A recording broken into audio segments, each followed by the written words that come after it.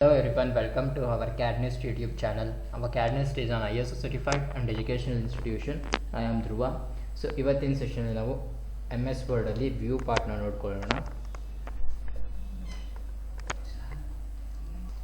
So view ನ ಇದಕ್ಕೆ use ಮಾಡ್ತೀವಿ ಅಂದರೆ MS Word ಅಲ್ಲಿ ವ್ಯೂ ಆ ವರ್ಡ್ ಹೇಳುತ್ತೆ ಯಾವ ಥರ ನೋಡೋದು ಅಂತ.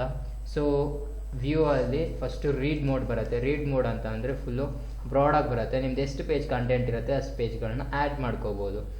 ಸೊ ಇದು ವ್ಯೂ ಅಲ್ಲಿ ನಾವು ನೋಡ್ಕೋತೀವಿ.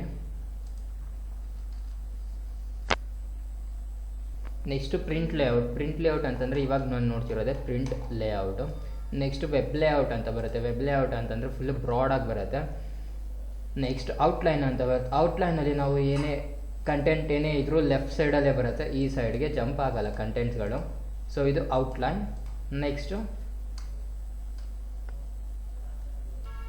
ನೆಕ್ಸ್ಟು ಡ್ರಾಫ್ಟ್ ಅಂತ ಬರುತ್ತೆ. ಡ್ರಾಫ್ಟು ಅಷ್ಟೇ, ನೀವೇನೇ ಕಂಟೆಂಟ್ಗಳನ್ನ ಆ್ಯಡ್ ಮಾಡೋದು ಲೆಫ್ಟ್ ಸೈಡೇ ಬರುತ್ತೆ, ರೈಟ್ ಸೈಡ್ ಕಂಟಿನ್ಯೂ ಆಗಲ್ಲ. ಸೊ ಇಷ್ಟು ವ್ಯೂ ಅಲ್ಲಿ ವ್ಯೂ ಪಾರ್ಟ್ನ ನೋಡ್ಕೊಂಡ್ವಿ.